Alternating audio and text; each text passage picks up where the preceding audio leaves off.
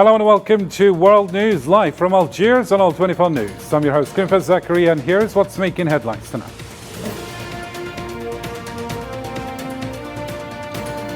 For the 52nd straight day, the Zionist occupation's relentless siege on northern Gaza grinds on. Fresh bombings in Jabalia and the Indonesian hospital have left more martyrs and injured civilians.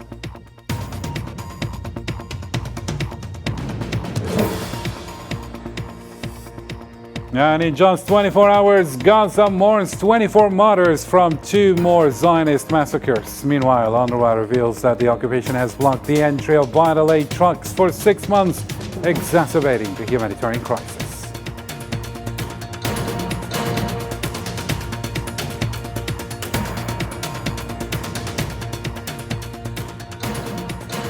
Also in our news, the International Criminal Court, ICC, has urged member states to immediately arrest Netanyahu and Gallants. Britain affirmed it would follow legal procedures if Netanyahu sets foot in the country, while President Abdelmajid Tebboune welcomed these concrete international steps to hold the killers of Palestinians accountable.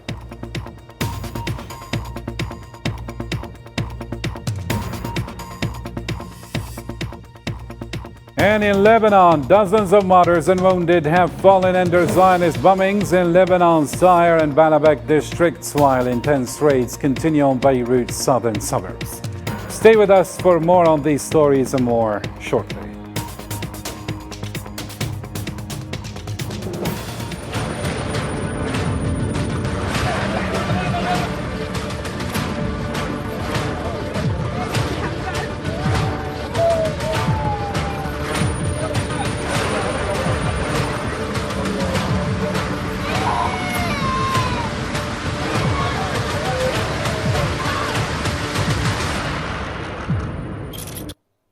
Welcome again and welcome to the details. First off in our file, the 52nd consecutive day witnesses Zionist occupation forces maintaining their brutal siege on northern Gaza.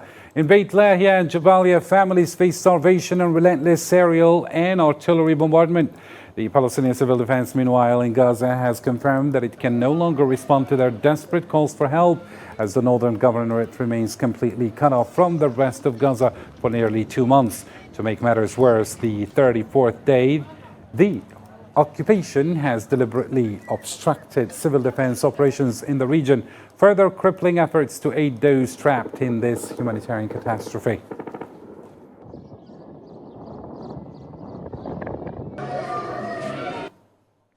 At least 7 Palestinians were killed and many others injured as Zionist occupation forces targeted the Indonesian hospital and Jabalia camp in northern Gaza. According to the Palestinian news agency, an airstrike hit a gathering of displaced people in a Nazla area of Jabalia, claiming 5 lives and leaving several wounded. Another attack near the gate of the Indonesian hospital killed 2 more and injured others. Meanwhile, in Beit Lahia, artillery shelling left at least 6 Palestinians wounded.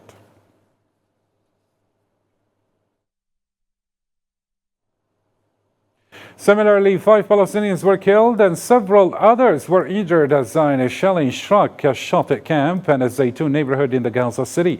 Medical sources at Al-Shifa hospital confirmed receiving the bodies of 3 martyrs after an attack on a gathering of displaced people in the Shafet camp.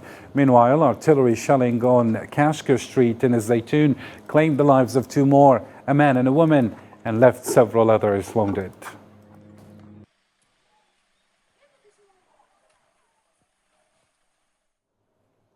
In reaction, Save the Children has sounded the alarm. At least 130,000 Palestinian children under 10 have been trapped in northern Gaza for 50 days. The organization warned of an impending famine, highlighting the dark reality. Relief workers and humanitarian groups simply can't reach these stranded families and children with no access to food nor medical supplies. Their situation grows more desperate by the day. About 130,000 children aged under 10 have been trapped for 50 days in areas in northern Gaza that are almost entirely inaccessible to aid workers and not receiving food or medical supplies despite warnings of famine. And in just 24 hours, 2 new massacres in Gaza claimed the lives of 24 Palestinians and left at least 71 others wounded. According to Gaza's Ministry of Health, the death toll from the ongoing Zionist aggression has now surged to 44,235 martyrs, with 104,638 wounded since October 7th last year. Meanwhile, tens of thousands remain trapped beneath the rubble or stranded in the streets as the occupation continues to block rescue teams from reaching and saving them.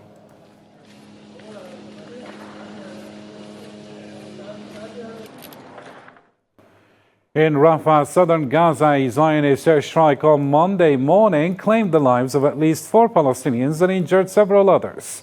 The Palestinian news agency reported that the raid targeted a house in the Musbah area north of Rafah.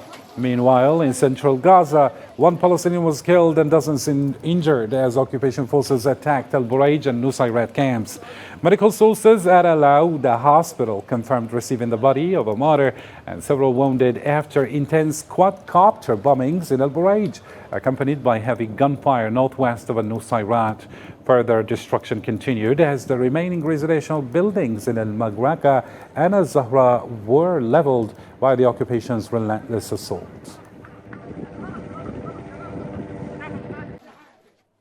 And another reaction, UNRWA this time has revealed that more than 33 trucks carrying essential supplies have been blocked for over 6 months at the Egyptian border, unable to enter Gaza due to the ongoing blockade imposed by the Zionist occupation, heightening the risk of disease as winter approaches.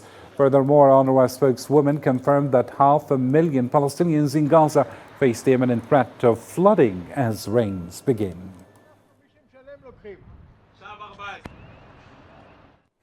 Still in the Gaza Strip, devastated by over a year of genocide, Palestinians endure an exhausting reality. As winter sets in, the makeshift tents they have relied on for shelter are already submerged by the heavy rains, adding to their unrelenting suffering. The details with Salma Nasib now. Imagine braving icy nights on bare ground with no blanket to shield you or food to fill your tummy. This hostile reality defines life for 80% of Gaza's displaced Palestinians, struggling to endure in bombed-out ruins and air thick with pollution. Winter's chilling rains have only poured salt in their wounds, compounding 13 relentless months of genocide that have turned Gaza into little more than a shattered, wasted wasteland. Safety is a long-lost luxury. In the heart of this waste, a Palestinian mother of 6 fights to keep her tiny bread business afloat. In the dark and rain, she bakes rolls to scrape together enough to feed her children. We're terrified. We don't know if we'll live or die. I can't even find a blanket. My only source of income was washed away in the rain. Yesterday, I feared death. Today, I fear the rain.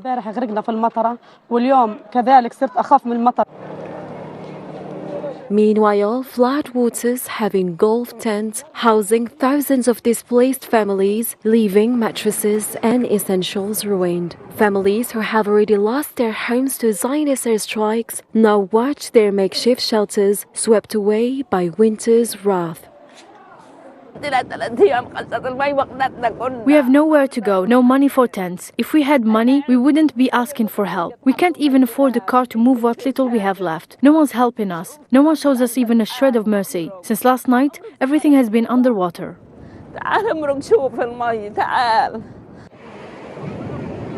A second brutal winter looms with plummeting temperatures, threatening to deepen Gaza's humanitarian crisis. Last night, torrential rain and crashing waves near Khan Younis washed away entire tents, leaving the already vulnerable even more exposed. The sea has reached the tents where we sleep. Where can we go? Come inside, see for yourself how the waters flooded everything. We have a baby, just 8 days old. Look at our blankets. They're completely soaked. More than 2 million displaced Palestinians have fled their homes with nothing but the clothes on their backs. Now, as winter bites, they are left destitute, struggling against the odds, attempting to survive despite the atrocities. The Algerian Muslim Scholars Association has established a food center for displaced families in Mawasi, Khan Yunis, southern Gaza. Operated by the Palestinian Relief Committee with support from the Algerian Association, the center provides hot meals to tens of thousands of displaced people amid the worsening famine in the Strip. Since the start of the Zionist aggression on Gaza, the Algerian Muslim Scholars Association has been actively ramping up its humanitarian efforts, delivering essential aid to those in need.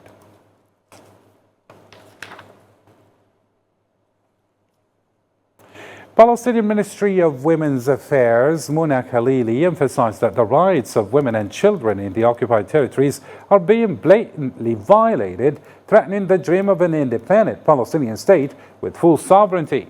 Speaking on Monday, Khalili called on the states party to the Geneva Convention to take concrete actions to hold those responsible for these crimes accountable.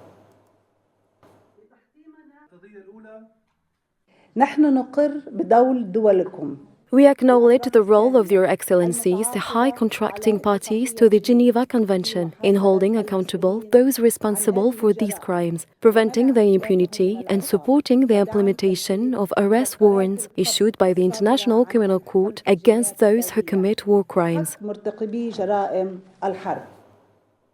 In turn, the Palestinian Assistant Foreign Minister Omar Awadallah called on Western countries to hold the Zionist entity accountable for all its crimes. We believe that this time is not only for noble stances, but for effective steps to empower the path of accountability and hold Israel accountable for all the crimes it is committing. And at the international level, the International Criminal Court, ICC, called on its member states on Monday to immediately act on the arrest warrants issued against Benjamin Netanyahu and Yoav Gallant. In a statement reported by the Palestinian news agency, ICC spokesman Fadi Abdullah confirmed that even non-member states could cooperate with the court to enforce the warrants and arrest the Zionist officials accused of committing genocide against the Palestinian people. Both the conviction judgment and the sentence. Countries that are signatories to the Rome Statute are required to cooperate with the court, as outlined in Chapter 9 of the statute. Non-signatory countries, on the other hand, may choose to cooperate voluntarily.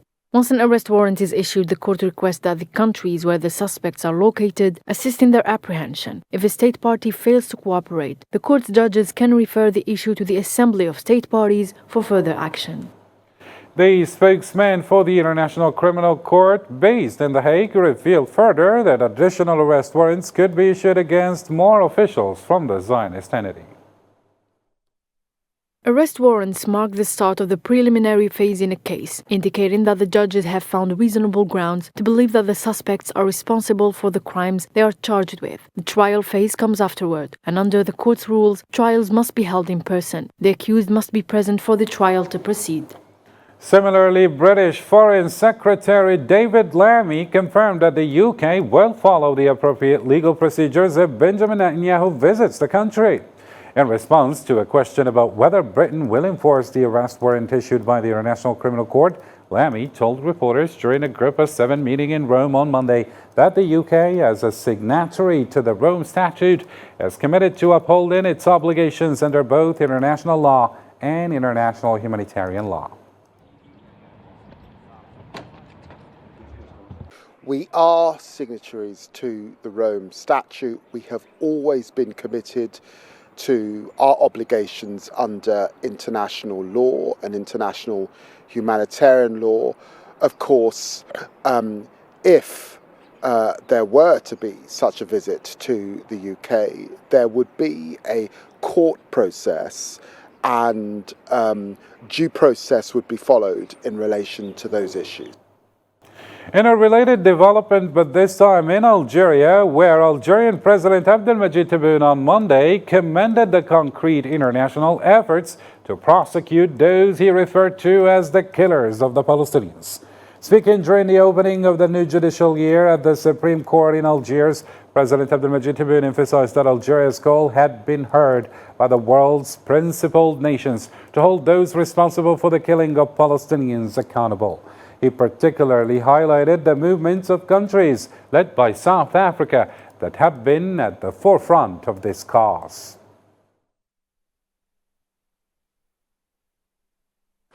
كان فيه نداء لكل النزهاء والشرفاء في العالم استغاثة للشعب الأعزل في غزة في فلسطين.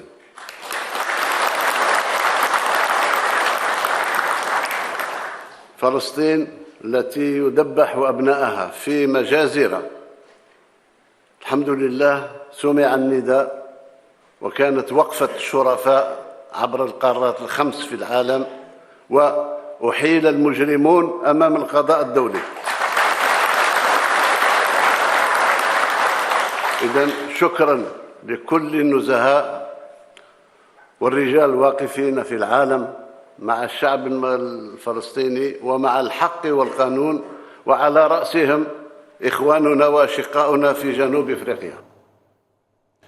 In a statement, Algeria's Assistant Permanent Representative to the United Nations, Nassim Gawawi, described the issuance of arrest warrants against two Zionist officials as a significant and tangible step forward in ending decades of impunity for the occupier.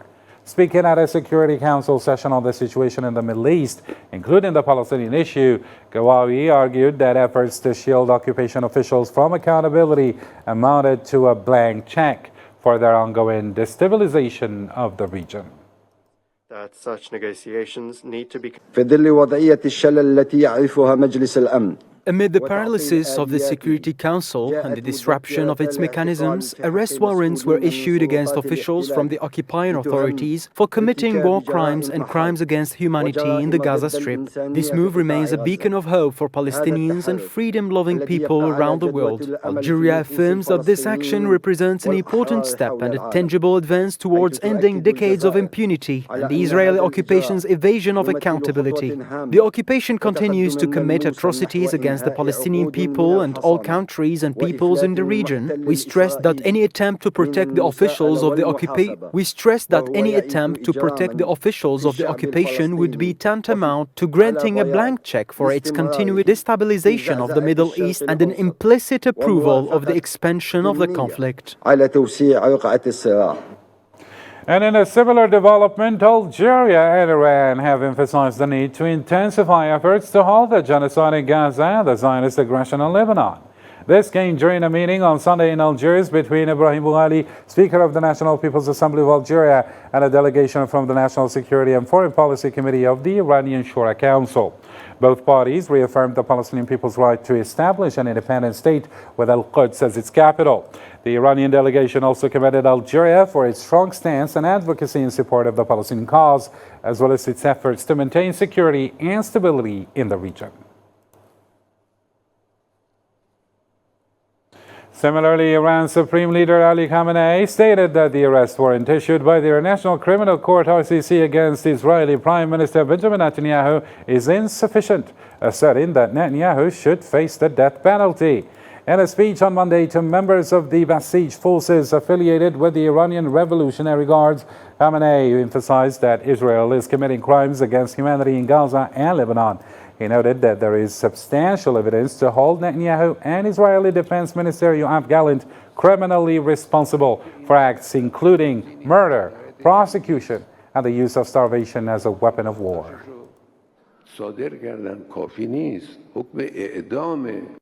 The actions they are taking are not a victory. They are war crimes. Issuing Netanyahu's arrest warrant is not enough. His execution warrant must be issued. Bombing people's homes is not a victory. These fools should not think that because they bomb people's homes, because they bomb hospitals, because they bomb civilian gatherings, they have achieved victory. No one in the world considers this a victory. This is not victory.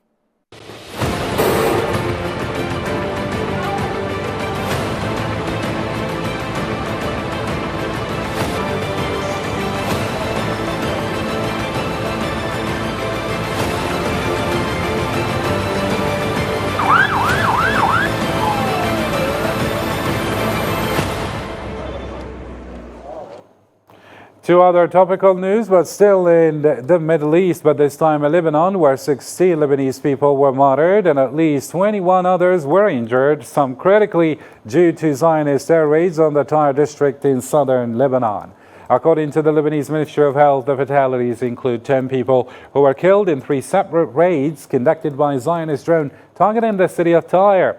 Additionally, 6 martyrs and 4 injured were reported following a raid on Al Bas Road in the Tar district. The attacks have left many in a critical condition as the violence continues in the region. On Monday evening still, 2 Zionist air raids resulted in numerous casualties in the Deir district of southern Lebanon. The Lebanese Ministry of Health reported that 9 people, including a woman, were killed and 4 others were injured, with 1 in critical condition, following a raid on the town of Marrakeh. Additionally, the ministry confirmed that 8 more people were injured, including 1 in critical condition, and a separate raid on the village of Ain Baal. The attacks have left the local population in distress as the toll of the violence continues to rise.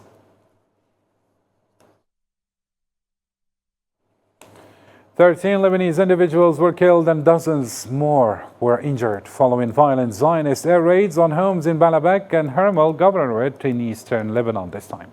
According to the Lebanese news agency, the raids targeted buildings in the town of Nabi Shait, Baalbek, resulting in the martyrdom of 10 people, including 4 children, with several others still missing under the rubble.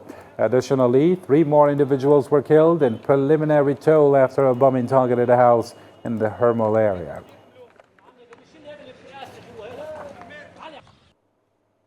Still with the devastating toll, Zionist warplanes intensified the raids on the southern suburbs of Beirut on Monday morning, targeting Haret Reik. The Lebanese news agency reported that the occupation aircraft conducted a series of heavy and repeated airstrikes on the area, causing columns of smoke to rise into the sky. The attacks were accompanied by intense gunfire, adding to the already volatile situation in the region. The southern suburbs of Beirut have been a focal point of intense bombardment in recent days, with significant damage reported in the wake of these air raids. These new Zionist attacks on Lebanon escalated over the weekend as Zionist forces launched deadly airstrikes on Beirut's southern suburbs on Sunday evening and Monday morning, resulting in several casualties. These attacks have added to the ongoing devastation in Lebanon, drawing increased international calls for a ceasefire. More on this story with Zahar Fajani now. From the outside, Beirut might appear calm, but don't be misled. This silence is just a temporary break, a brief pause before more bombs rain down on Lebanon's capital. Beneath this calm, life goes on, as the people of Beirut try to hold on hope amidst the chaos. Despite the constant threat, they are doing their best to maintain their daily routines, refusing to let the fear take over. In Lebanon, we are used to enduring a lot of things. And after all, this is a war, and we have to endure it until the end. As a physical education student, I have learned a lot through sports, just as we have learned a lot in this country, that we must always endure until the end. In the past 24 hours, Beirut has endured a wave of intense bombings, primarily here in the southern suburbs. The destruction is brutal, and the images speak volumes. What they show in the raw reality of brutal war machine driven by a ruthless agenda. The people of Beirut are no longer waiting for negotiations. They are done with talks. What they want now is an end to the violence once and for all. If God wills, there will be no negotiations, but a victory for us, for the resistance in Lebanon. I'm not very involved in these negotiations and politics. I don't know much about it, to be honest. But if God wills, nothing will come out of the negotiations that won't be in favor of the resistance. After laying waste to Gaza, the same war machine is now targeting Lebanon, and the nightmare continues. But despite the destruction, the Lebanese are holding on to hope, still yearning for a permanent ceasefire, a chance to rebuild, and a future free from the constant threat of violence. In a similar story, Lebanon has strongly condemned the recent attacks on the United Nations Interim Force in Lebanon, or UNIFIL, in the south, including a rocket attack last week that injured 4 Italian soldiers. Lebanese Foreign Minister Abdullah Abu Habib, speaking at a conference in Rome on Monday, emphasized Lebanon's firm stance against any assault on UNIFIL, urging all parties to respect the safety and security of UN forces and their positions. On all sides to respect. Lebanon strongly condemns any attack on UNIFIL and calls on all sides to respect the safety, security of the troops and their premises. And on Monday, the United Nations urged all concerned parties to agree to a ceasefire in Lebanon. Speaking before the UN Security Council, the UN envoy to the Middle East, Mohammad Hadi, commended the ongoing diplomatic efforts aimed at halting the hostilities. The UN continues to emphasize the importance of a peaceful resolution to the conflict in Lebanon, highlighting the necessity of ceasing violence to prevent further loss of life and stabilize the entire region. And on Monday, the White House administration expressed optimism about reaching an agreement on a ceasefire in Lebanon in the near future. U.S. National Security Council spokesman John Kirby confirmed that negotiations are ongoing and that an agreement is imminent. We believe we have reached the point where we are close to reaching a ceasefire. We have not reached an agreement yet, but the talks are still ongoing.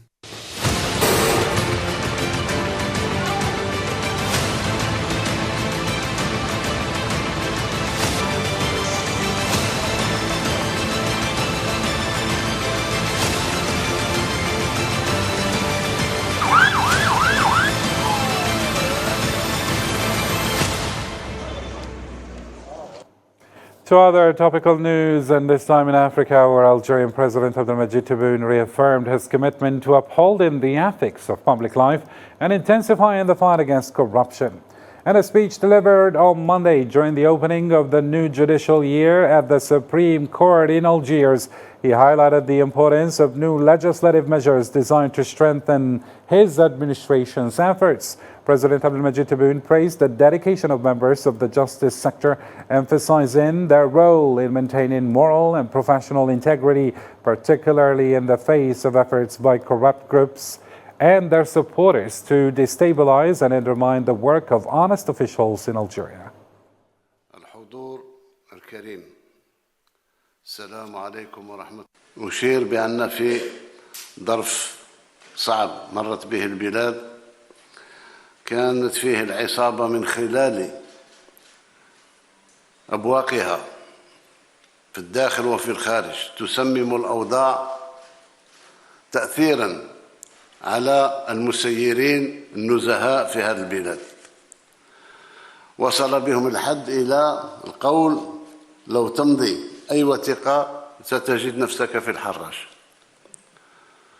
وكان صعب إقناع المسيرين بأن لهم الحماية المطلقة من طرف الدولة ومن طرف العدالة، شرط أن يكونوا نزهاء، ونحن نعرفهم أنهم أغلبية ساحقة نزهاء. ولذا كنت خذيت قرار ومنشور رئاسي لربما ماهوش تجني على قانون العقوبات، ولكن لتفسير بعض الأوضاع أن الموظف والمسير له الحق في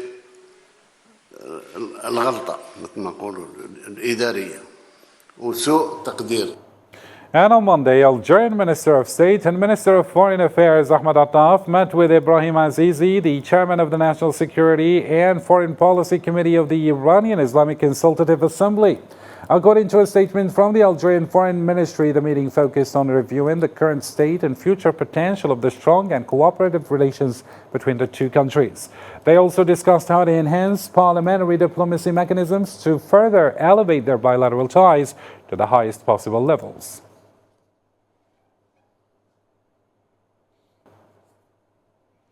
And in another development, Algerian Army General Said Chengriha, Chief of Staff of the National People's Army, met with Kuwait's Minister of Defense and Minister of Interior, Fahad Youssef Saoud Al-Subah, to discuss enhancing bilateral military cooperation.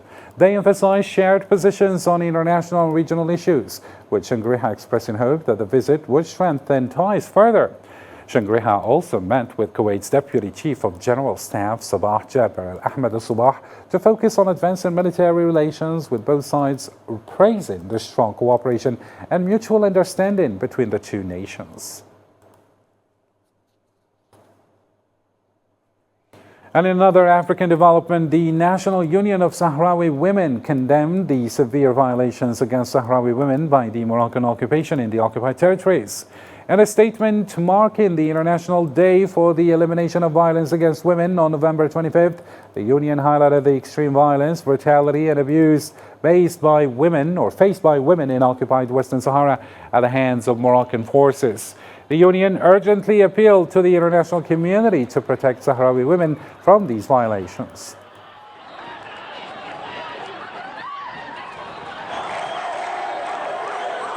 The National Union of Sahrawi Women condemns the horrific violence faced by Sahrawi women today at the hands of the Moroccan occupation, including severe violations and prohibited practices such as direct psychological and physical abuse, not to mention their detention and its infamous presence. While countries around the world are celebrating the International Day for the Elimination of Violence Against Women, the Sahrawi women in the occupied territories of the Sahrawi Republic continue to endure the harshest forms of injustice and violence in a glaring international silence. And in another regional development, Libya and the United States discussed strengthening the independence of key economic institutions, including the Central Bank of Libya. During the meeting between Libyan House of Representatives Speaker Aguila Saleh and U.S. Special Envoy Richard Noland, accompanied by Chargé d'Affaires Jeremy Brandt in Benghazi on Monday. Noland expressed Washington's full support for the UN support mission in Libya's efforts to develop a reliable roadmap for holding successful national elections in the country, as shared in a tweet from the U.S. Embassy. The meeting discussed the importance of enhancing the independence and integrity of the Central Bank of Libya and other key economic institutions, as well as financial policies and budgets based on consensus to achieve stability in the Libyan economy. I emphasized the United States' full support for the vital role played by the United Nations support mission in Libya in facilitating the political process that leads to unified governance and a reliable roadmap for holding successful national elections. And in another topical development, Beijing strongly opposed the deployment of U.S. military forces in Japan and the Philippines, part of Washington's contingency plans for potential Taiwan crisis. Chinese Foreign Ministry spokeswoman Mao Ning accused the U.S. of using the Taiwan issue as a pretext to increase its regional military presence, reiterating that Taiwan is an internal matter for China. On the United States' development of an emergency plan in case of a crisis in Taiwan, Taiwan is an inseparable part of Chinese territory. The Taiwan issue is an internal matter of China. The key to maintaining peace and stability in the Taiwan Strait lies in adhering to the One China principle. China firmly opposes relevant countries using the Taiwan issue as an excuse to strengthen regional military deployments, provoke tensions and confrontations, and harm regional peace and stability. And finally, it's time to catch up on more stories making headlines around the globe in the News in Brief, this time with Yassine Rikti. Ukrainian drones have hit a fuel and energy facility in Russia's Kaluga region, causing a fire at an industrial site, according to local authorities. This is part of Ukraine's ongoing efforts to target Russian energy infrastructure. Meanwhile, around 23 people were injured in attacks on Kharkiv. Romanian Prime Minister Marcel Ciolacu is leading the first round of the presidential election on November 24th with 25% of votes. However, the identity of his second-round opponent remains unclear among fears raising concerning his far-right candidate, George Simeon, who opposes military aid to Ukraine. The second-round runoff will take place on December 8th. Centre-left opposition candidate Yamandu Orsi won Uruguay's presidential election, securing 49.81% of the votes. Orsi aims to attract investors, promote growth and improve worker skills without raising taxes. He also plans closer cooperation with Europe on drug trafficking and increased funding for prisons. A DHL cargo plane crashed into a house while approaching Lithuania's Vilnius airport early on November 25th, killing one person and injuring 3 crew members. The flight, operated by Swift Airline for DHL, had departed from Leipzig, Germany, before the crash at around 3:30 GMT. The plane involved was a Boeing 737-400.